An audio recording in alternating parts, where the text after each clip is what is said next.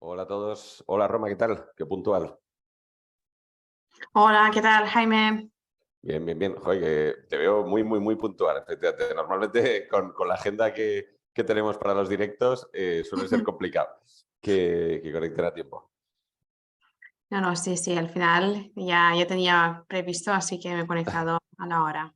Vale, vale, genial. Mira, vamos a esperar unos minutillos, eso, a que se termine de conectar la gente. Normalmente eso pues 3 Perfecto, minutos o lo que sea, y comentamos. Así que nada. muy bien. Me ha dicho, he hablado hoy con Cristian y me ha dicho que le llames. Yo solo digo eso. ¿Ah, sí? Sí, sí, sí. O sea, es que justo me ha dicho y digo, joder, digo, pues hablo con Roma en una hora. Le he dicho. Ah, vale, vale, pues sí, ya lo llamaré porque estaba un poco con un día complicado para mí hoy, pero sí, sí, lo volveré a llamar. Nada, nada, genial, perfecto. Pues nada, ¿y qué tal el fin de año? ¿Con algún tema peligroso para Navidad? O... No, este año, justo este año me he salvado, ¿eh? Ya. Llevo 2 años sin Navidad y casi sin fin de año, ¿no? Pero estas Navidades la verdad que me he salvado y súper bien. Estoy bastante tranquila, digamos. He hecho todo trabajo un poco, casi 2 semanas antes, pero bueno. Bien, bien, bien. Sí, para nosotros es casi peor enero y febrero de cerrar el año y cerrar del todo el business plan del siguiente que diciembre. Pero sí, enero y febrero le tenemos miedo a nosotros. Así que nada, sobreviviremos. Pero bueno, Bueno, así que nada. bueno, Pero pues nada, esperamos un poquillo más, que hoy estamos perfecto. 12, yo creo que ahora se conectará un poquillo más. Y empezamos.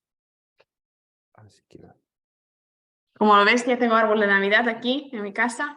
Ah, bien, bien, bien. Sí, sí, yo he traído el de mi casa a la oficina. O sea, el antiguo de mi casa a la oficina. Sí, sí, sí. Estamos aquí equipados. También tuvimos la fiesta de Navidad el jueves. Que por cierto estuve en Barcelona, pero es que estuve 15 horas, yo creo, con Plug and Sí. Play.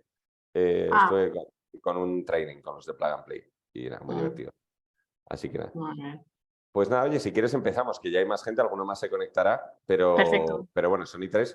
Y nada, pues muchísimas gracias por conectarte. Eso, como te comenté, son estos planes de Academy. ¿Te acuerdas que yo creo que hace justo un año, cuando estuvimos en Barcelona en el Bordeville, estábamos montando la primera edición y ya llevamos 4, así que muy bien, la verdad. Y eso, pues justo ahora estamos terminando la cuarta edición y el tema de esta semana es sobre introducción al Venture Capital. Es como el último tema del curso de Startup Finance, es introducción al Venture Capital. Entonces, pues Vale. ahí preferimos que de primera mano hable alguien de Venture Capital, que sabe infinita más que yo Mm, sobre el tema. Y por eso, efectivamente, la invitación, tanto un poco más, pues que nos cuentes tu historia de cómo has llegado hasta aquí, más esa parte, pues igual más personal, y luego ya entrar pues en Caixa, en situación actual y toda la parte de Venture. Vale. Así que nada, si quieres modo entrevista de trabajo, cuéntame tu Perfecto. historia Esos hasta órdenes. ahora. Sí, sí. Bueno, no, digamos, es que os contaré un poco digamos, con la historia, ¿no? Como yo acabé en Venture Capital, de donde he empezado y al final por qué estoy aquí y sigo bastante contenta. Yo actualmente trabajo en Caixa Capitalist, soy directora digamos, del fondo de Tech. Y básicamente nunca pensé que acabaré algún, digamos, el Venture Capital como tal, porque cuando yo empecé carrera esto era todavía súper nuevo, básicamente startup algo sonaba algo, pues bueno, bastante arriesgado, ¿no? Entonces cuando yo salía de la universidad, pues todo era auditoría, consultoría, todo ese, digamos, M&A, etcétera, ¿no? Entonces yo empecé por camino de M&A, básicamente. Empecé en una boutique que se llama Clearwater. Coincidió que Clearwater pues, asesoraba bastante a las compañías tecnológicas de telecomunicaciones, ¿no? ¿Esto en qué año, más o menos? Uh, pues no te sabré decir, 2010 o Ah, algo vale, o así. sea, con que efectivamente startups en España no había prácticamente nada. O sea, era en España también. Sí, sí, pues prácticamente nada, ¿no? Es que era justo después, digamos, yo acabé justo después digamos, de Lehman Brothers, ¿no? Del Ujú. 2008, etcétera, ¿no? Sí. Cuando se cae todo el mundo. Entonces todo el mundo que quiere ir en investment banking básicamente hace pasos de cangrejo, ¿no? Porque casi no hay trabajo, ¿no? Ujú. Pero bueno, yo conseguí, digamos, empezar aquí en Barcelona, que no era nada fácil. Y pues ahí he entrado, ¿no? en contacto un poco de las, digamos, de dinámica de investment banking, de compañías de tecnología, digamos, cómo tener su modelo de negocio, etcétera. De ahí salté a otra, digamos, otra compañía también, boutique, pequeña, donde tenían tres tipos de departamentos, lo que sea el capital markets, consultoría financiera y M&A. Yo estuve también en la parte de M&A. Ahí también me coincidió que asesoré bastante las compañías, también el mercado alternativo bursátil, compañías de telecomunicaciones, compañías más de tecnología, ¿no? Sacamos alguna que sea, no me acuerdo si se llamaba Orona Wireless, digamos, en mercado alternativo bursátil, que en ese momento también fue como muy prometedor, etcétera, ¿no? Y de ahí básicamente salté ya a lo que es Price, valoraciones, departamento bastante técnico en Price. Y a partir de Price, cuando voy a Londres, es cuando empieza un poco mi camino hacia Venture Capital, porque ahí aterrizo en International Airlines Group, que es el grupo de Iberia, British Airways, etcétera. Y estoy en el departamento de estrategia y también llevamos bastante cerca de lo que es departamento digital, ¿no? Entonces hay nuevas iniciativas de los productos para mejorar, digamos, varias cosas.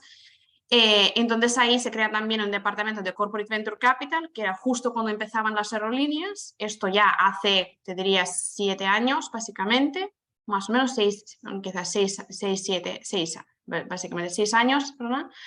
Y ahí pues ahí empiezo a entrar en contacto lo que es el Venture Capital, Londres, bastante, digamos, el ecosistema súper grande. Nosotros acabamos de empezar, creamos un mini fondo de 10 millones y nos dice, mira chicos, 10 millones, somos dos, básicamente, departamentos, si invertís, si colocáis esos 10 millones muy bien durante el año y si no, os vais de aquí, ¿vale? Esto fue, digamos, Vale. pistola en la cabeza y entonces Todo o y nada. buscarlo. Sí, sí, sí. Y la verdad Ahí, que perdona, ¿eso en qué época era? O sea, ¿ya había más ecosistema de Venture Capital o por lo menos en Inglaterra?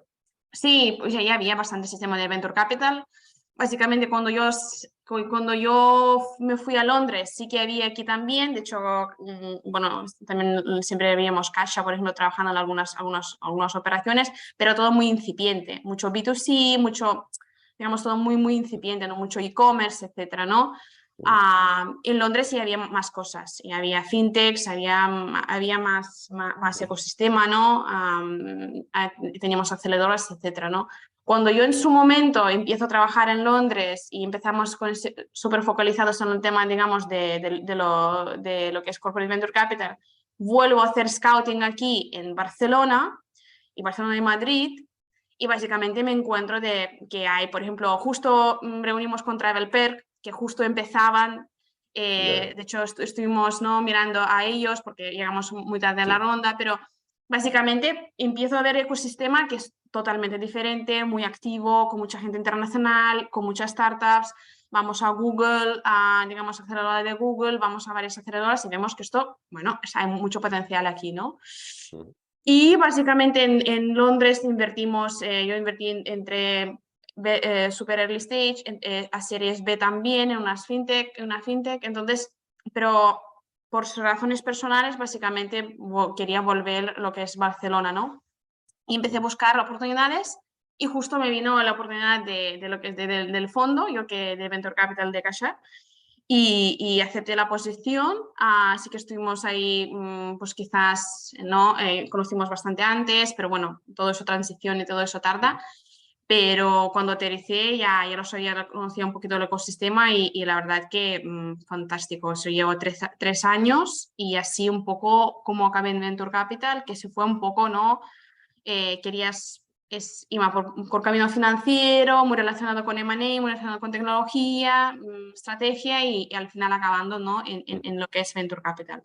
Y la verdad que me gusta mucho esta posición. O sea, el trabajo yo creo que es muy vocacional, eso sí, mucho más que otros trabajos, porque yo al final he visto 360 de finanzas, he visto digamos, de varios tipos de trabajos y yo creo que es muy interesante para que las personas que les gusta, mucha libertad a creatividad, mucha libertad a enseñarte tu valor, si realmente aportas el equipo. Son estructuras muy flat, nada jerárquico.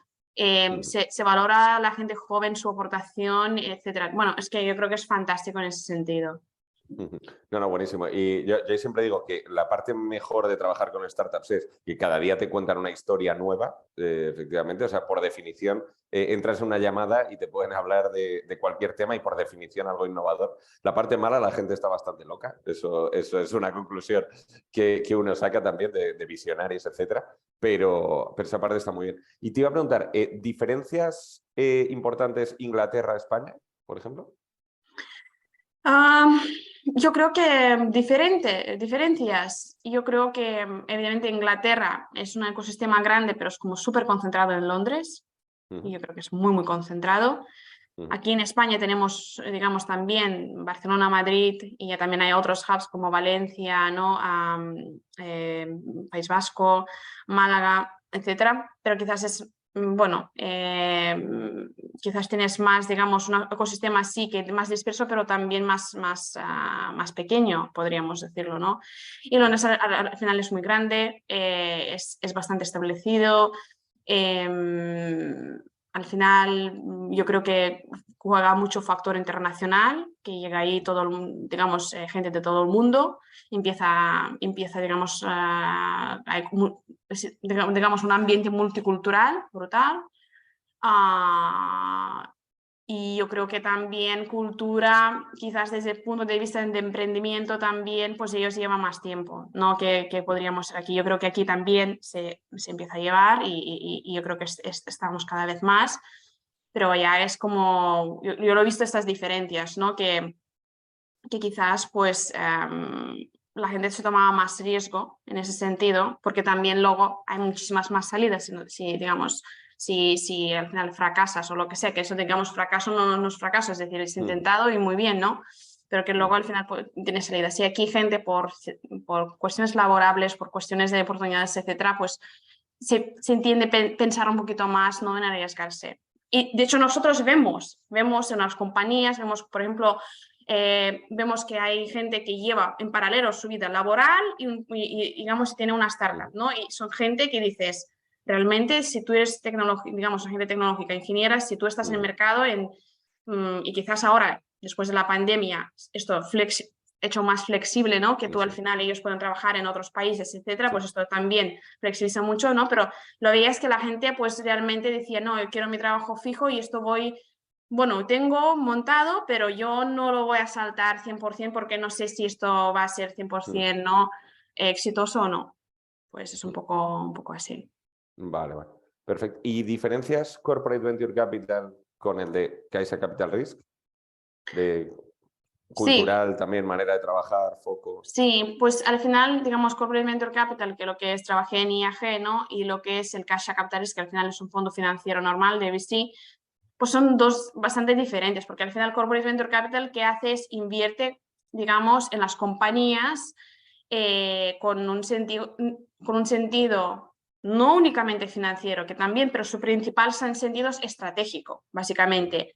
No necesariamente tiene que ser para que compre las compañías. Esto que ujú, siempre pensamos, ¿no? Que Corporate Venture Capital invierte porque quiere luego comprar la compañía. No necesariamente pues es simplemente aprender, digamos, o aprender de otras personas o aprender de un área o saber más de, digamos, de una cierta vertical o cierto, digamos, cierto nicho de tecnología o ampliar sus productos y estrechar, ¿no? Relaciones comerciales, porque muchas veces Corporate Venture Capital viene, digamos, con inversión en equity y un acuerdo comercial, por ejemplo, que puede ser, a veces, tiene ya, mucho sentido, es muy beneficioso para las startups y a veces no tanto.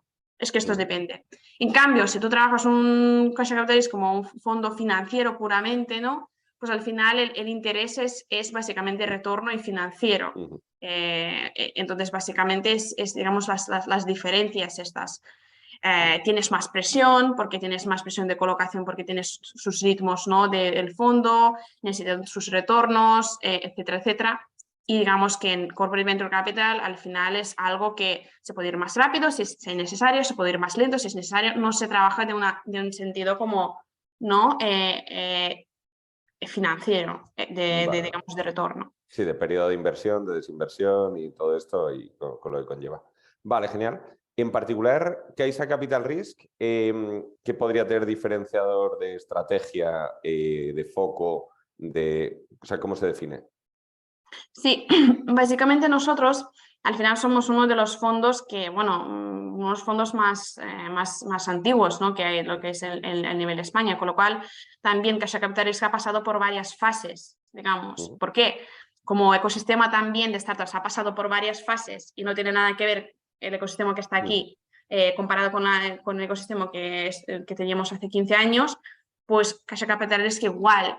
Entonces nosotros al final, digamos, hace 4 o 5 años invertimos puramente en B2B SaaS, Deep Tech, en ese tipo de compañías, pero antiguamente pues invertíamos en otro tipo, digamos, de también, digamos, B2B SaaS y Deep Tech, pero también B2C, marketplaces, e-commerce, etcétera, que también de ahí aprendimos muchísimo, ¿no? O sea que al final en casa hay know-how en ese sentido, pero al final se decide ir por B2B, SaaS y Deep Tech. ¿Por qué? Porque al final Caixa Capital sí, es cierto, es parte de Criteria, que es al final es Criteria Holding. Criteria Holding es mero asset manager, ¿no?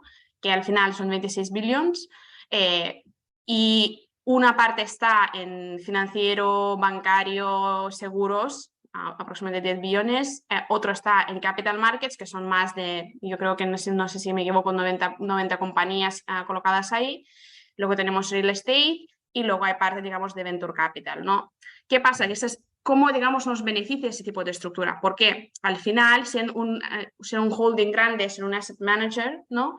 Pues nosotros tenemos relaciones, tenemos amistades o tenemos básicamente contactos o con las compañías corporates, ¿no? Donde nosotros y tenemos inversión, que puede ser 10%, puede ser 5%, puede ser 2%, 3%, etc.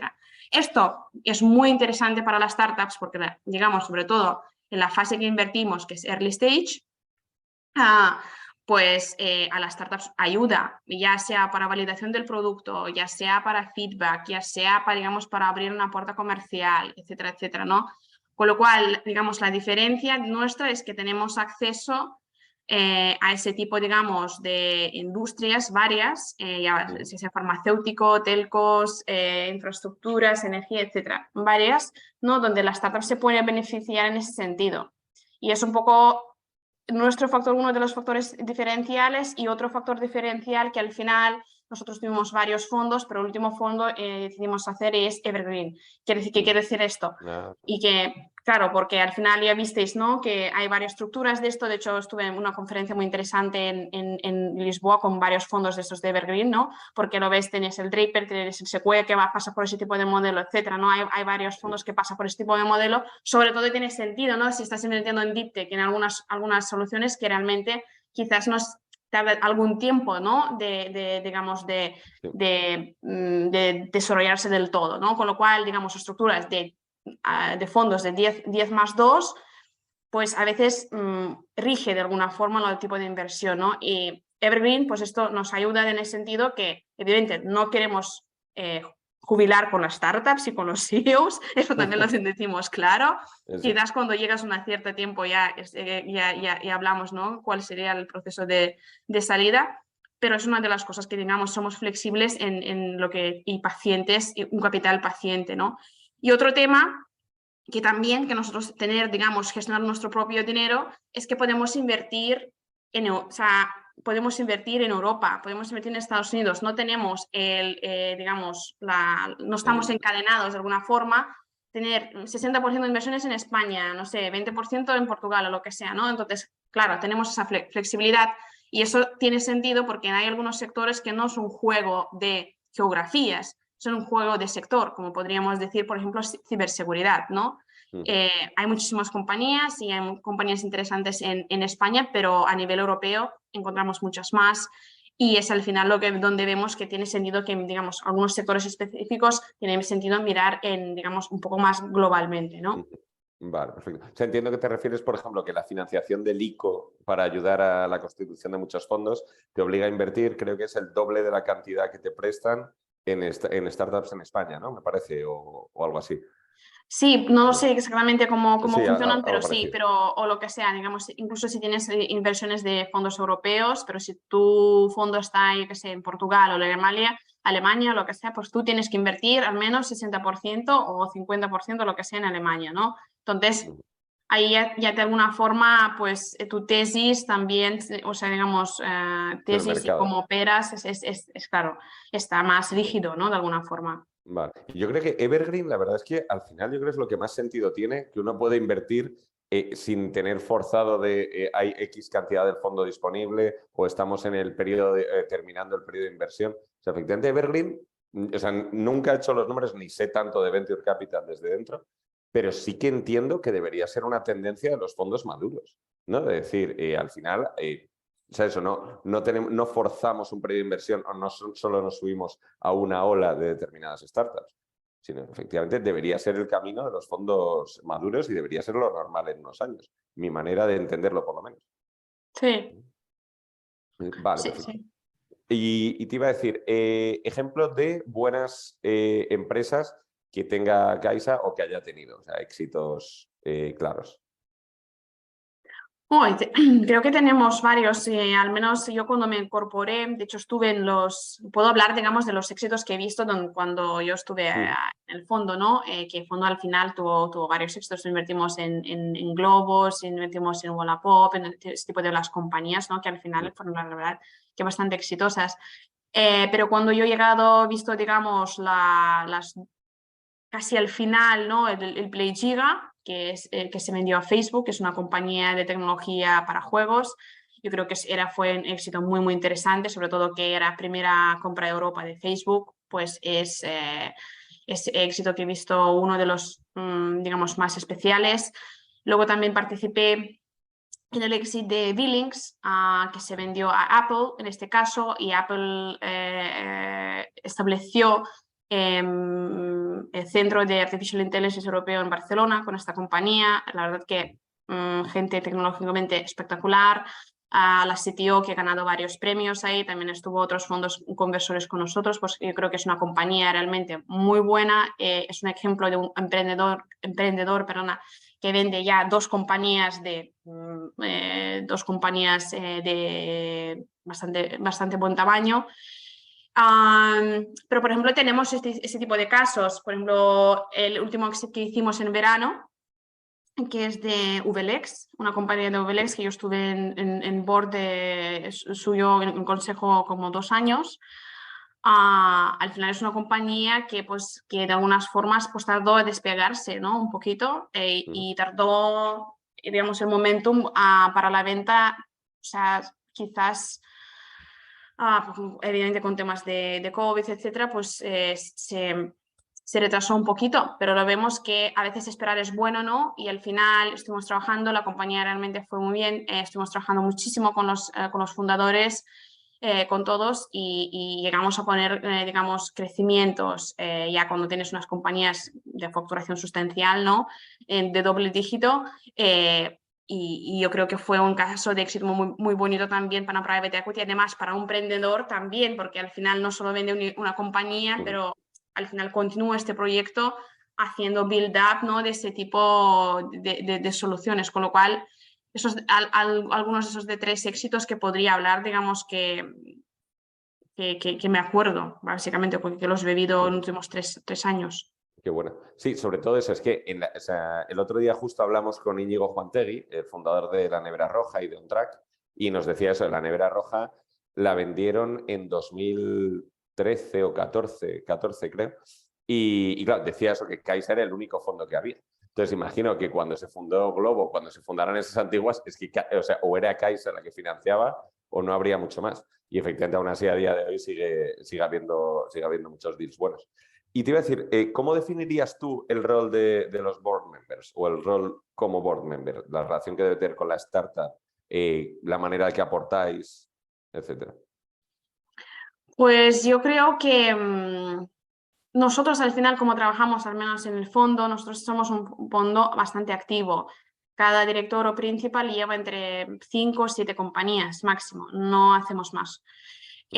¿Por qué? sobre todo porque al final tienes que estar bastante en contacto con el emprendedor, sobre todo en las fases iniciales, ¿no? Ayudando con varios temas, no simplemente que tú ayudas o das consejos de ventas o das consejos, etcétera, porque no somos expertos de todo, yo nunca no pongo el gorro de pero simplemente ayudas, yo creo que es lo importante, que es ayudar a ese experto que ellos necesitan, es decir, identificarlo, cuáles son los gaps, ¿no? Digamos, en la compañía, dónde tenemos que fortalecerlo, cómo podemos hacerlo, trabajar bastante, digamos, sobre todo cuando hay situaciones de frustración, quizás, o situaciones de un poco, ¿no? De complicación de alguna forma y tensión, y estas pasan, y yo siempre digo a todos los emprendedores, estas cosas pasan, pero simplemente siempre tenemos que hablar, continuar hablando, porque digamos, el objetivo, tanto del fondo como del emprendedor, como todo el equipo, es que esto vaya bien. Con lo cual, lo importante es comunicación, incluso, digamos, que a veces pasa, ¿no? La gente, pues yo entiendo, los emprendedores están debajo de muchísima presión y tal, entonces al final, pues cada uno reacciona como quiere, ¿no? Porque yo creo que del board member también viene esta parte, digamos, de calma, de esto que vamos a solucionarlo, vamos a buscar solución, apoyo. También decir que si es que necesitas, y vemos y nosotros hacemos algunas veces, ¿no? Para las compañías, incluso apoyo financiero, si necesitas el bridge, ¿no? Si tenemos el plan, sabe que esto hay detrás un fondo, ¿no? Que tiene capacidad de apoyarlo, ¿no? Y con lo cual, para mí, digamos, la relación, tanto como, digamos, el rol es en el board, es activo. No es que vengo aquí cada 3 meses ver un poco reporting financiero, qué haces, ¿no? El big picture, etcétera, que esto es fantástico, pero creo que para mí, y esto trabajamos mucho con las startups al final, que es que estamos aquí a solucionar temas, estamos aquí a aportar valor, estamos aquí para ver qué gente necesitamos. Quizás ninguno miembro del board, porque al final hay varios, no 2 o 3 o lo que sea, pues tiene ese expertise, ¿no? Con lo cual busquemos a otro, busquemos un advisor, qué contactos tenemos o lo que sea. Entonces, pues ese tipo, digamos, de contactos, como dije, con varias gente y apoyo y ayuda. Bueno, y al final también llamadas telefónicas, que yo también las he recibido muchísimas. Romo, ¿tú cómo lo ves? Esto no, vamos abajo, ¿no? De Es un estrés. psicología. Exacto, es decirlo, no te preocupes, todo va a salir bien. ¿Tú estás tranquila? Y digo, yo sí, aunque yo no estoy. Entonces yo también. Pero hay que transmitir tranquilidad. Sí, sí. O sea, eso es verdad que yo he visto en alguna startup, sobre todo igual de emprendedores más junior, que ven a los inversores en relación de jefes.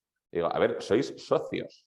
Digo, aquí en teoría todos estáis en el mismo barco. ¿Sabes? O sea, entonces no tiene que haber mucha táctica en, no, pero si le digo esto al inversor, pero si viene aquí el fondo, me ha preguntado esto porque quiere. A ver, sobre todo efectivamente si le pones la parte de Evergreen, es como, a ver, aquí todos tenemos el mismo interés y somos socios en el bonito sentido de la palabra, efectivamente. Eso es 100%. Vale, bueno, por cierto, yo te estoy haciendo todas las preguntas. El que quiera cortarme y directamente quitar el micrófono y preguntar, que se me ha olvidado decirlo al principio, que lo haga sin ningún problema. No somos tantos como para que sea desorden. Me cortáis cuando queráis. Iba a entrar ya más en cosas más técnicas y más prácticas para emprendedores. Porque tenemos, de hecho, mucha gente en Academy que es CEO de una startup early stage o en el grupo del management, o gente que también está queriendo entrar a Venture Capital. Entonces, cuando os mandan un deck de un lead cualquiera, como si lo enviamos nosotros, ¿cuáles son las principales variables que vais a analizar para decir ok a una primera call? Sí, nosotros al final lo que vamos a mirar primero, digamos, qué tipo de tipología de la empresa es. Evidentemente, si esto encaja en nuestro tesis de fondo de inversión, pero es como una cosa básica, ¿no? O no, esto es primero. Segundo, miramos la fase. Si es una compañía muy early para nosotros, porque nosotros al final hacemos seed y pre-series A. Si es pre-seed, pues veremos que también nosotros no hacemos este tipo de ticket, ¿no? A partir de ahí, digamos que cuando todos los checks básicos tienen que pasar las compañías están bien, pues entramos a valorar si es una compañía de Product-led Growth, es una compañía de Deep Tech, digamos, es más SaaS o más Deep Tech. Eso también es a veces, ¿no? Que es una área gris, ¿no? Que a veces pues no sabemos, no sabemos, o sea, no es que no sepamos, pero digamos que es muy difícil de diferenciarlo, ¿no? Pero miramos, ¿cuál es la fortaleza básicamente de esta compañía? ¿Es el producto en sí? ¿Es el management o es tecnología? Que son dos cosas diferentes, ¿no? Entonces miramos, porque no descartamos las compañías tampoco y decimos, uy, esto hay muchísimas compañías en el mercado y ya nosotros no miramos. No, porque puede ser que hay muchísimas compañías en el mercado, pero aquí se diferencia el equipo, se diferencia la ejecución, tienen un producto fantástico y la verdad es que miraríamos, ¿no?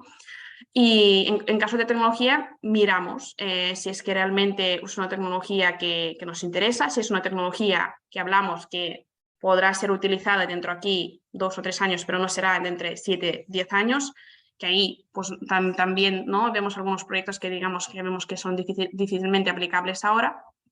Pues bueno, pero bueno, entonces miramos esas cosas y prácticamente con esas cosas ya hacemos primera llamada. Normalmente hace primera llamada a analistas asociados y luego ya se incorpora cuando, digamos, tenemos una reunión cada lunes, que es como en todos los fondos casi, se mira el deal flow digamos, de la semana pasada y miramos qué compañías, discutimos un poco y miramos qué compañías pues van adelante o no.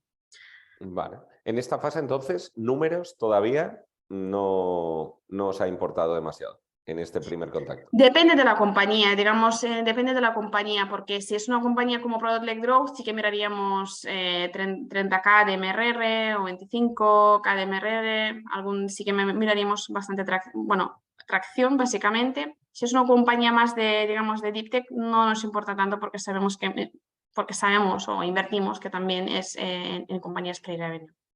Vale, genial. De hecho, te iba a preguntar, ¿cómo definirías Deep Tech? Aparte de intuitivamente, o sea, para vosotros, ¿cuál es una definición más formal? Bueno, es que no tenemos tampoco la que podríamos decir la definición, ¿no? Pero, por ejemplo, te puedo decir que quizás más, no sin definición, pero unos ejemplos, ¿no? Una compañía que es, por ejemplo, de los exits que hicimos, ¿no? Una compañía que es, por ejemplo, VLX, ¿no? Que es básicamente, tiene muchísima base de datos, etcétera, tiene un producto fantástico para lo que es el abogados, etcétera, ¿no? Es para nosotros una compañía más de product-led growth. ¿Por qué? Porque realmente, digamos, tecnológicamente, digamos, su valor es datos, acceso de base de datos, acceso y creación de esa base o knowledge base, ¿no? Y producto, UX, funcional, interesante, etcétera, y la parte de ejecución. Pues esta compañía no sería Deep Tech, ¿vale? Luego teníamos dos compañías, digamos, o una compañía, esta que hablamos de Billings, ¿no? Una compañía que tiene Artificial Intelligence para detección de vídeos, etc. Pues para nosotros esto es una compañía Deep Tech. Ya. También tenemos compañías que están como entre medio, ¿no? Que tienen una tecnología realmente muy interesante y muy innovadora, pero también de alguna forma hay varias compañías que tienen esa, digamos, no es ninguna cosa de... hay varios competidores, ¿no? Con lo cual, aunque no quiere decir, y perdona que aquí quizás estoy rambling un poco, ¿no? Pero no quiere decir que, digamos, esto no es Deep Tech, simplemente que pues es una tecnología que ya se está utilizando, que no es tan quizás innovadora, disruptiva, lo que sea, ¿no? Quizás yo, al menos que cuando yo pienso, estoy hablando de unas tecnologías bastante más disruptivas, bastante más nuevas, bastante etcétera, ¿no? No quiere decir que las otras, que también son compañías con gran enfoque o gran backbone no tecnológico, no quiere decir que no son Deep Tech. Pero yo para mí, y Pronix, que invertimos recientemente, que es digamos, el chips de fotónica, pues para mí esto es una compañía, un ejemplo muy claro de Deep Tech, ¿no? Que otras se pueden estar en medias. Y perdona con esta larguísima respuesta, no sé si es clara. Tiene sentido porque efectivamente, por definición, yo creo, al ser The Last Frontier, no hay una definición bueno, pues esto es un poco como en ciencia, no sabes lo que hay más allá, por definición. O sea, eso sí. Vale, y entonces, ¿cuáles son los principales motivos para una empresa que sea completamente fit para que decidierais no invertir? O sea, ya sea por un fallo del emprendedor en la propia ronda o ya sea porque la startup no cumple o no es lo suficientemente buena? ¿En qué ejes me diríais si es decir, oye, pues decido que no, aunque sea fit? Pero, digamos, ¿en qué fase? Perdona, Sí, o Jaime. sea, para vosotros os llega una startup que efectivamente encaja porque es B2B SaaS o Deep Tech, encaja por fase, encaja por eso, pues, sector, lo que sea, y decidís que no invertís. ¿Cuál suele ser al final la razón última? O sea, os llegan más leads que oportunidades, que tickets que tenéis vosotros. Entonces, ¿cómo distinguís los buenos de los malos entre todos los que son fit? Bueno, esto es haciendo el proceso, haciendo entrevistas, etcétera. Y muchas veces puede pasar, no porque es que, digamos, vemos que tecnología no está, digamos, es que puede influir varios factores, ¿no? No porque, por ejemplo, no creemos que tecnología es buena detrás, etcétera, pero que vemos equipo, ¿no? Vemos equipo con muchos gaps, ¿no? Entonces, imagínate, hablamos con el equipo y decimos, oye, sí, podemos invertir o quizás podríamos invertir, pero os falta esto. ¿Estáis de acuerdo? No, no estamos de acuerdo. Pues entonces ahí, digamos, ya vemos que digamos, no podría ser encaje, por mucho que el producto es muy interesante, por mucho que tecnología es muy interesante. Con lo cual, nosotros al final, para verlo y para descartarlo, miramos el conjunto. Y algunas veces pues tenemos que el equipo es buenísimo, los founders son buenísimos, pero lo que pasa es que quizás el producto que tiene también es muy interesante, lo que pasa es que llegan tarde al mercado. Es decir, ¿no? Y vemos que esto es muy difícil, ¿no? Luego que levanten las rondas, digamos que el mercado está más bien saturado, etcétera, ¿no? Entonces, pues ahí vemos un Y, poco. y tamaño de mercado, porque por ejemplo en Sequoia, en muchos vídeos en YouTube es Target Big Markets, siempre el eslogan, por decirlo así. Sí, nosotros también, pero es que también que consideras big market, ¿no? Es decir, no es un mercado también, pues que a veces es que tienes unos mercados que la compañía puede crear con su producto, es decir, ¿no? Esto a mí me Es parece decir, muy puede difícil. disrumpirlo, ¿no? Disrumpirlo de alguna forma, ¿no? Figma tenemos, por ejemplo, como un ejemplo. Es decir, pero siempre sí miramos que no sea un mercado muy de nicho. Muy de nicho en ese sentido que, pues, muy difícil de comercializarlo. Quizás, digamos, los compradores están casi en oligopolio, pues, potenciales compradores, ¿no? Es casi oligopolio, etcétera. Pues al final decimos que tenía es decir, es un poco depende también del sector, por ejemplo, y cómo define cada uno el mercado. Digamos, una fintech que está basada en AI es una, digamos, o una solución de pagos o lo que sea que está basado en AI es una fintech o es una artificial intelligence, ¿no? Eso es un poco diferente. Para nosotros también sería evidentemente digamos, de payments, de fintech, y nosotros vamos ahí, vemos digamos, el mercado, pero sí, tiene que ser mercados grandes, evidente, no de muy nicho, pero sí es cierto que también invertimos en unas compañías que tenían mercados más pequeños, con muy pocas soluciones muy reducidas, que nos ha ido muy bien, fenomenal. Bueno, pues puede pasar un poco de todo, ¿no? Vale, genial. Y por el lado de los Venture Capital, ¿qué errores has visto más común en la parte del antiportfolio? Es decir, startups que decidís no invertir y que luego miras en el retrovisor y dices, ojalá hubiera invertido. ¿Esas por qué puede haber sido o eso? ¿Cuál puede ser el factor sorpresa que puede haber después que un fondo de venture por proceso no vea? Bueno, es que puede haber pasar muchas cosas. Yo personalmente todavía no tengo ningún antiportfolio por ahora, Claro. pero seguramente que tendré, ¿no? Porque es que llevo, Sí. menos en este fondo, ¿no? Sí que a veces también he visto, digamos, que nosotros descotamos y otros fondos invertidos, pero vemos que nosotros, pues, al final no veíamos cómo también podíamos ayudar a la compañía, es decir, también que quizás no teníamos tantos contactos o lo que sea, también tampoco no tenía sentido invertir, ¿no? En el sentido que, o no tenemos, pero en el sentido que no tenemos mucho know-how justo en este sector, ¿no? Con lo cual, entonces, es por eso quizás a veces no invertimos, no porque no pensamos que la compañía no está bien o lo que sea, ¿no? Y esto pasa, por ejemplo, muchas veces con ciertas compañías de digital health, ¿no? O algún otro tipo de, digamos, de sectores muy específicos. Pero, no sé, posiblemente también puede pasar, y sin decir nombres, también me acuerdo un caso que aparentemente el producto parecía tan simple. Cualquiera podría hacerlo, pero realmente en ese instante el mercado había ahí. Entonces, esto es, evidente, pues un fallo, ¿no? Porque Sí. parece que es tan simple, ¿no? Que esto no puede hacer cualquiera y ¿por Sí. qué invertirlo, no? Y realmente mi empresa llega a un momento correcto con un producto correcto en el momento correcto.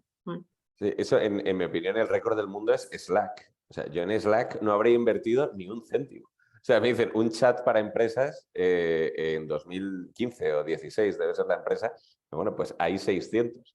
O sea, yo no habría invertido un solo céntimo. Sí, no, pero además ellos tuvieron un camino, no sé si, Es bueno, es verdad. que un camino bastante largo hasta que llegaron al final, ¿no? El producto que necesitaban, que tienen ahora o donde empezaron a crecer los usuarios también tenían su camino, con lo cual también a veces pasa, y nosotros también ha pasado, ¿no? Que seguimos las compañías, por ejemplo, ¿no? Seguimos las compañías y las startups son muy dinámicas. Un día pasa una cosa, otra pasa cosa. Tiene una tecnología, aplica a un sector, luego no ve otro caso de uso, etcétera, ¿no? ¿Qué pasa con estas compañías? Que quizás en 6-7 meses han dado vuelta a 360 casi y están haciendo con esta tecnología otra cosa que es fantástico, ¿no? Y nos ha pasado. Y dices, lo que llamamos que la compañía ha pivotado, ¿no? Empieza a hacer otras cosas.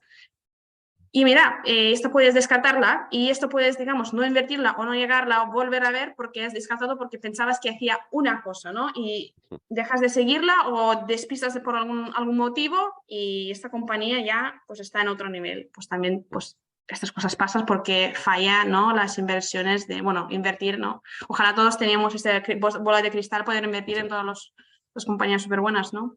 Sí, no, incluso el mejor venture capitalist del mundo probablemente acierte un 30% de las veces. O sea, eso sí que sí.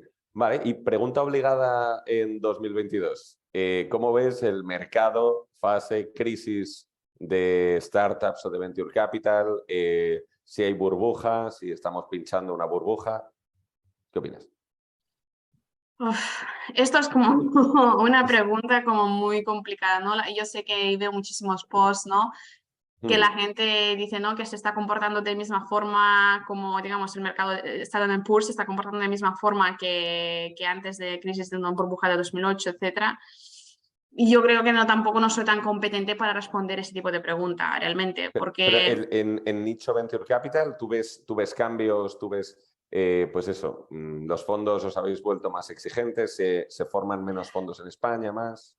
sí, no, en caso de Venture Capital yo creo que sí nosotros hemos visto, ¿no? Para las compañías levantar el capital, los fondos están cada vez más exigentes. Luego las compañías buenas realmente, que por cualquier cosa no ha crecido tanto como tendrían que crecer, no salen ahora al mercado y realmente las rondas se cubren internamente con los socios internos. Salen las compañías únicamente que tienen crecimientos espectaculares. Estoy hablando un poquito más de series A, B, ¿no? En la fase de early stage ya se ha acabado, o sea, o sea, se ha acabado, digamos, las valoraciones en PowerPoint en 20 millones o lo que sea. No digo que no las haya, sí las hay para ciertas personas y cierta gente, pero nosotros, por ejemplo, que anunciaremos ahora coinversión con un fondo de Estados Unidos también en una compañía aquí en Madrid, pero hablamos con ellos y ellos también dicen, o sea, los precios han bajado en Estados Unidos, ¿no? Ya la gente, digamos, las compañías tampoco no están valoradas digamos, en los niveles que estábamos en prepandemia o en la pandemia, ¿no? Con lo cual ya el mercado yo creo que está más conservador en ese sentido. Pero bueno, hay muchísimo dinero todavía y las compañías buenas, evidente, como siempre, tienen funding. Lo que pasa es que ahora las compañías buenas también tienen muchísima competencia, ¿no? Vale, Eh, y 2023, 2024, por ahí dices, ¿todavía hay dinero? ¿Y qué opinarías en los años que vienen? No lo sé, eso yo creo que dependerá, porque habrá unas compañías, ¿no? Digamos que les costará, sobre todo esas compañías que fondos invirtieron bastante caro, ¿no? Y hay que justificar las valoraciones, ¿no? De repente de 60 y más millones en series A. Yo creo que estas las va a costar, honestamente. Yo creo que habrá una cierta, bueno, no es que sea limpieza, pero sí cierta corrección, ¿no? En ese sentido. Y luego yo creo que también vemos un poco, ¿no? Quizás movimientos más de los fondos más a fase early, ¿no? O a fase early o más a series B, ¿no? Dejando este de series A, que es bastante, digamos, un poco más complicado, ¿no? Que quizás has llegado Product Market Fit, no has llegado Product Market Fit, etcétera, ¿no? Que esto es donde todavía es una compañía ya bastante cara, pero todavía no sabes exactamente cómo va a ir. Entonces, yo creo que también sobre series A, ¿no? Hay esta incertidumbre y son las series para mí que son los más difíciles de levantar en estos momentos. Y yo creo que será, al menos en el próximo año, no te sé decir en 2024, para mí esto es mucho tiempo, pero sí. Vale. ¿Y cuál sería entonces esa checklist tan difícil de cumplir para una startup en serie A? Checklist, pues básicamente todo el mundo pide crecimientos, ¿no? Crecimientos muy buenos. Todo el mundo pide, evidentemente, el digamos, un portfolio de clientes que sea, ¿no? Con logos muy interesantes. Que el split de, digamos, de tu revenue también, parte de internacional sea sustancial, etcétera, ¿no? Entonces, al final son muchas cosas para cumplir para una compañía todavía a veces digamos, en la fase bastante inicial, ¿no? Con lo cual yo veo así. Si vemos, otra vez, si vemos las compañías en serie A con, digamos, en sectores que tienen mucho hype, ¿no? Como lo llamamos, ¿no? O todo generative AI, ¿no? Como hay muchísimas memes ahora, ¿no? Como los VCs, ¿no? Va saltando, ¿no? A cada sitio. Pues quizás hay algo más apetito, ¿no? Pero bueno, no te sé decir, es decir, un poco mis pensamientos son esos. Hombre, es que, o sea, la checklist que has descrito, conseguirla con probablemente menos de 1 millón de euros de seed, parece complicado, efectivamente. Es decir, tener revenue internacional, mucho crecimiento, etcétera, para plantear una serie que pueda ser de 3, 4 millones, antes, o sea, y llegar así, tienes que haber llegado igual con 1 millón de euros. O sea, que... No, sí, te entiendo, pero yo no estoy hablando, ¿eh? Para mí, por ejemplo, de series A, para mí son en torno a 10 millones ya. Vale, ya Pero hacia más cerca de 10. Sí, o sea, yo no estoy hablando de 3 o 4, no, son otras, evidentemente, para mí son como estas compañías entre seed y pre-series A. Para mí 3 o 4 millones, esa ronda es como entre media. Ahí digamos, exigencias no son tantas, evidentemente, ¿no? Vale, genial. Sí, ahí yo creo que o sea, yo por el tiempo que llevo en startups, que son 5 años, sí que veo el tamaño de las rondas ir subiendo en España. O sea, que de una serie A que antes era 2, 3 millones, ahora igual se acerca más a 8, 10, efectivamente. Eso también yo creo que es parte de la evolución. Y ahora que decías lo de los chats de Artificial Intelligence, etcétera, ¿cuáles son las industrias que ahora mismo ves más hot, más de moda, que hay más disposición a invertir? Bueno, las de moda yo creo que esto ya te digo, tampoco, o sea, Generative AI, evidentemente, pues había, digamos, o sea, los fondos, básicamente AI, todo el Machine Learning digamos, sigue un hot topic.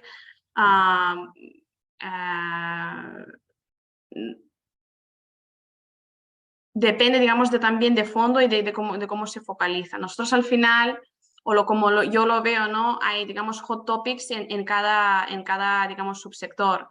Hay unos hot topics en data, por ejemplo, hay hot topics en infraestructuras, hay hot topics de DevOps, hay hot topics en temas de energía, etcétera, y estos van cambiando cada 12 meses. No te decir cada 12 meses, pero van cambiando bastante, ¿no? Pero yo básicamente, evidente, lo veo muchísimo hype y o sea, muchísimo interés por cleantech. Vemos por la cantidad de los fondos que se han creado, por la cantidad de dinero que va a invertir, sobre todo Europa, ¿no? Perdona, de clima, decías. Cleantech, sí, cleantech.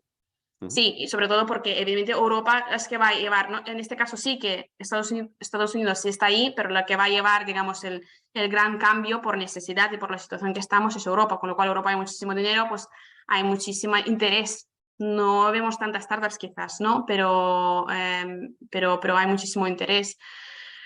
Nosotros al final vamos no tanto por modas, digamos, o por que hay muchos fondos al final que miran, ¿no? Lo que va a pasar o qué trends va a haber, ¿no? De aquí adelante, evidentemente nosotros también los miramos, pero siempre pensando también digamos, por realmente el negocio qué necesita ahora, por ejemplo.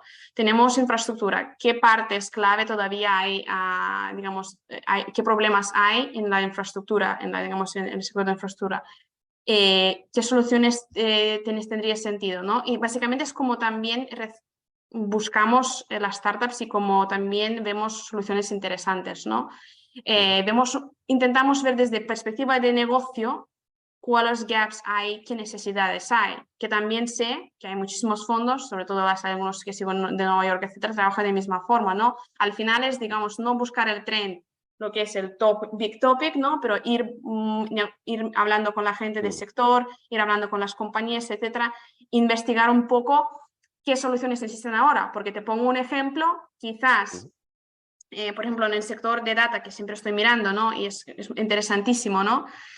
Hay muchas cosas para hacer, todavía hay muchísimo, digamos, automatización, análisis, etcétera, data quality, muchísimo, digamos, que necesitan, muchísima ayuda que necesitan los departamentos de data, de tratamiento de datos, y cada vez tenemos más, ¿no? Pero claro, hay a veces soluciones, ¿vale? Que van más allá, que son, evidentemente, muy interesantes y muy innovadoras, que va a tardar 2 o 3 años, o 4, perdón, 2 que sería más normal, ¿no? Pero 4 años en llegar al mercado. Dicen, no, antes de esto nosotros necesitamos otro tipo de soluciones.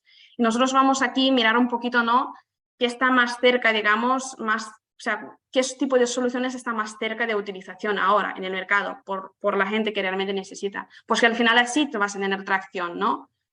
Porque luego ves la parte, digamos, de tecnologías muy disruptivas, etcétera, y esto pasa en Deep Tech, que también las miramos, ¿no? Que necesitas parte de evangelismo, ¿no? Digamos, esta parte, digamos, de educar al mercado, porque esta tecnología, porque esta solución, etcétera, etcétera, pues cuesta mucho. Sí, sí, claro. Vale, genial. Y en particular, por ejemplo, blockchain, porque ahora yo creo que con el tema cripto yendo abajo, en mi opinión, blockchain está sufriendo más de lo que debería cuando la tecnología blockchain sigue siendo realmente útil. ¿Cómo lo ves? Bueno, sí, es útil. Yo particularmente, digamos, no tengo tanta visión sobre tecnologías de blockchain, no he invertido. O sea, sí que estuve en alguna inversión, pero no he mirado tan profundamente el sector. Yo creo que es como tecnología es muy buena. El tema de aplicación es de alguna forma mirarlo, qué tipo de productos tienen, qué aplicación hay. ¿Por qué? Por ejemplo, soluciones de blockchain para sector legal o soluciones de blockchain, ¿no? Para, no sé, por ejemplo, para logística o lo que sea, ¿no? Para trazabilidad. Hay varias, pero al final son difícilmente aplicables, etcétera, ¿no? Y yo creo que aquí habría que mirar por caso particular. No te puedo decir, ¿sabes? En cuanto al sector o lo que sea, ¿no? Es el Pero por caso de eso digo, uso. porque no vamos nosotros pues hay Claro. el parábola mágica de blockchain, el PowerPoint y esto es Sí. fantástico, ¿no? Que Y también hay 3 millones. Sí. hay 3 millones, no. Vamos a ver qué exactamente hace en tu producto este blockchain, ¿no? ¿Qué facilita, etcétera, ¿no? Yo Vale, tengo vale, una genial. pregunta para Roma, si es posible. Soy Nico Marconi. Hola, Jaime. Hola. Roma, ¿quiere decir que para buscar financiación ya tienes que tener un producto funcionando casi en el mercado a la venta? ¿O cómo eso es lo que llego a entender? ¿O puede ser? Sí, bueno, básicamente depende qué tipo de, digamos, qué tipo de fondo vas. Si tú vas a un fondo pre-seed, no necesariamente tienes que tener producto funcionando, tú tienes que tener tecnología, estar quizás en la fase beta, etcétera, ¿no? Es que todos los términos, perdonadme, que yo que estoy el apuntado en el curso, Jaime, de 2023, espero que nos enseñéis todo esto, todas estas Sí, por palabras, supuesto. porque entiendo la décima parte de lo que habláis. No, eso sí. Pero básicamente lo mío es pre-seed. Estoy haciendo un producto y entonces estoy preguntando si hay que tener ya un producto hecho que es demostrable que funciona o no. Claro, Bueno, depende es del que fondo, depende del ticket. Claro. exacto, depende del fondo, depende del ticket y incluso también a veces no tienes que ir al fondo, que puedes ir a una aceleradora, ¿no? Que puedes buscar también donde realmente realizar tu producto, tu idea. Es que esto al final digamos, hay soluciones y ayudas para varias fases Incluso pues para fases iniciales también hay ayudas de gobierno, digamos grants para crear tu producto entre 100, ¿Son fáciles de 200. llegar a esos del gobierno? Porque quizá me imagino que habrá mucha gente y como todo será un poquito a dedo todo, ¿no? Como, como se dan normalmente las cosas del gobierno, no lo sé. Estoy hablando por hablar. Ahí hay Tengo- una parte muy, muy burocrática que hay, por cierto, es una de las cosas que hacemos nosotros, ayudar efectivamente a ver con cada proyecto qué ayuda puede encajar, efectivamente. Y muchas veces estas ayudas suelen ser complementarias al Venture Capital, efectivamente. O sea, Es aunque decir, las que hemos no visto te la dan salvar. sola, digamos. No es que tú te apuntas a uno de estos y te la dan solamente, sino que tiene que ser en conjunto con Venture Capital. Hay de todo, pero lo más frecuente es que sí, que exijan Vale. inversión privada también. Vale, y Perfecto. por lo que veo está difícil, bueno, a ver, lo que he escuchado, ¿no? Que el tema de pedir financiación, todo esto está complicado, ¿no? Por el tema de la crisis o la supuesta crisis que viene, o yo que voy a los eventos, me he apuntado a todos los eventos que hay de esto en Málaga, yo vivo en Málaga, me he ido a Valencia, el tema de health, yo soy ingeniero biomédico y estoy haciendo un producto médico, pero para uso domiciliario. Y, y claro, ves que hay como, ¿no? Como un boom de la startup, ¿no? Una locura. Yo me he vuelto loco viendo todos estos eventos, me encantan, pero también veo que se está como escuchando hablar de tema de crisis, ¿no? De que se va a parar, de que se va a ver con más detalle todo, de que, no sé, estoy queriendo escuchar, aunque no escucho nada, yo sigo con mi sueño, ¿no? Esa es la idea de los emprendedores, continuar aunque se venga Claro que todo sí. abajo. Pero bueno, básicamente, ¿qué hay de verdad, no? Es decir, estamos locos los que nos emprendemos en esto ahora. Mi sueño es fabricar y que voy a terminar fabricando como sea. Pero ¿qué hay, no? ¿Qué hay de todo un poquito de que si pudieras ahondar un poquito más en la realidad que hay en la calle, tú que estás en la calle y ves un poquito todo este movimiento que hay ahora de crisis, guerra, yo qué sé, bueno, todas estas cosas, ¿no? Que ocurren. Ujú. ¿Cómo lo ves? Si es real, si no es real, si... Bueno, yo creo que sí, que siempre hay oportunidades en todo tipo, digamos, de tanto alzas económicas, evidentemente quizás más, pero que también, digamos, en momentos no tan buenos también siempre hay oportunidades. Es Qué decir, bueno, es siempre lo que hay que buscar, digamos, realmente, buscar, digamos, financiación adecuada para tu momento adecuada, no ir qué más bueno. por no frustrarte, porque claro, si tú vas a ir, digamos, sin tener ningún producto o con PowerPoint vas a ir a buscar 2 millones, pues probablemente muy poca gente te puede dar digamos, ese dinero o casi nadie, ¿no? Hay que saberlo, quizás tengo que ir a un business angel, ¿no? Tengo que ir a eso, digamos, ayudas digamos, de lo que hay, de comunidad o de gobierno, etcétera, ¿no? Y buscar, digamos, la financiación adecuada para el momento adecuado para lo que tú quieres Qué realizarlo. bueno, qué bueno, ¿Vale? buenísimo, Porque no buenísimo. solo hay Venture Capital, antes de Venture Capital hay Hay otros pasos que muchísimo. cumplir. Sí, claro. Y yo la última pregunta que tengo, Roma, y perdón Jaime que me Ujú. vengo arriba preguntando.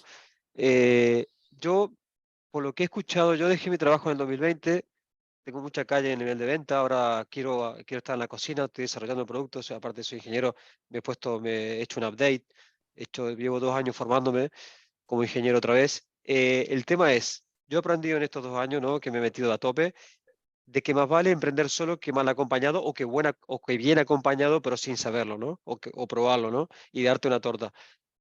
Los inversores se fijan si estás solo o no, o si, yo qué sé, o tienes un equipo contratado o tienes socio. O sea, eso cómo se valora. ¿Se valora positivamente tener socio o da igual? Eso no importa en realidad. No, realmente sabemos que para hacer cosas solo es muy complicado, porque tendrás que hacer muchísimas cosas, ¿no? Con lo cual, trabajar en equipo o tener, digamos, tus compañeros o alguien que te, digamos, que, o sea, no te digo que tienes que estar mucho, ¿no? Pero al final eso también es mejor para ti, ¿no? Porque vas a hacer el producto o vas a crear, digamos, la solución más rápido, ¿no? Sí que se valora, digamos, el equipo. El equipo es algo que Venture Capital valora muchísimo, ¿no? Porque al final, muchas veces, como yo he explicado antes, puedes tener una tecnología muy buena, pero si no hay equipo detrás, ¿no? Pues es más complicado de Pero me llevar. refiero, sí, me Uh-huh. refiero al equipo de socio, ¿no? Es decir, pues yo puedo tener un equipo y ser contratado, o un equipo, ¿no? De tener asesores o incluso Sí, equipos que no sean socios, ¿no? No lo sé, eso es lo que voy, ¿no? Que hay muchas formas de tener un equipo, ¿no? Sí, no, Eh, sí, eso depende, digamos, eso depende del caso. No te puedo decir que esto, digamos, que tú eres un socio único, serías muy descartable o que seáis varios socios, digamos, sería mejor, ¿no? Pero también te digo que realmente donde nosotros vemos, vemos las startups, digamos, en la fase early, pues vemos al menos 2 socios. Eso también te quiero decir. claro. Socio único, pues vemos muy pocas veces también. Es lo que... No quiero Ah, decir que no se puede dar el caso, pero Sí, vemos... sí, no, sí, sí, hay algún artículo donde pone que el retorno histórico o sea, con fundadores que eran más de uno es algo más alto. Pero bueno, outliers hay en todas las direcciones. O sea, hay casos completamente de fundador único que van como un tiro. Cobee mismamente es una startup de la que hablo mucho, pero la conozco desde el día uno. O sea, el fundador estaba desde el principio, luego él se unió con un equipo muy bueno. sí, Pero nada, luego en el camino, yo tengo la esperanza de un día encontrar en el camino, ¿no? Alguien que me podría complementar, pero es que realmente locos como yo o locos como todos nosotros los que estamos aquí, no hay mucho, porque decirle a una persona que tiene que dejarlo todo, yo no concibo estar trabajando y montando una startup, por ejemplo, para mí eso no existe, para mí, entre comillas, va al fracaso seguro. Yo creo que lo tienes que jugar de todas, tienes que buscarte la forma de que tu vida sea el 100% tu empresa, ¿no? Creo, porque es muy complejo todo. Entonces, claro, encontrar un compañero que diga, sí, voy a dejarlo todo para ir a por todo, y más a nuestra edad, yo tengo ya 40 y pico, no lo sé, no es tan fácil. Sí, cuando son total. jóvenes, cuando eres joven, sales de la facultad y está todo por hacer, es mucho más fácil encontrar un compañero, ¿no? Pero bueno, nada, Roma, yo te agradezco muchísimo, perdón por haber cortado y haber hecho preguntas quizás demasiado básicas No para el pasa nivel nada. que hay, pero Nada, realmente genial. tiene esa facilidad. Y nada, Nada, Jaime, nos genial, vemos para eso pronto estamos. en el curso. Me Genial, tendrás no, no, que enseñar mucho. perfecto, sí, sí, yo lo que espero es que vamos, seas experto al Y me acabar la encanta, certificación. me habéis dado una sorpresa enorme con todas estas charlas. Genial, Felicitaciones, Jaime, porque es espectacular. Así que perfecto. gracias. Nada, pues a Roma, que ha hablado el 95% del tiempo, como debe ser. Así Exacto, que nada, gracias, oye, Roma. Muchas gracias, Roma. Roma, no te quiero quitar un minuto más, que ya son las 7 y pico, tu tiempo vale mucho. Espero que no tengas cola ahora, eso sí, que, que No, ya son las no. 7. Pero eso, nada, muchísimas gracias por estar aquí y bueno, te veo en enero, me parece que dijiste que venías a Madrid. Sí, enero más o Vale, menos te vendré a Madrid. Pues pues no, nada, estupendo. y muchísimas gracias a todos y desearos muchísima suerte en los proyectos que estáis y bueno, y felices fiestas, ya que estamos casi en Navidad. ¿Verdad? Igualmente, Roma, Genial, gracias pues por nada, todo. Abrazo. feliz Chao, Navidad, chao. Roma. Muchas Gracias. gracias. Chao. Felices Hasta Adiós. fiestas, luego. hasta luego. Adiós a todos. Hasta luego.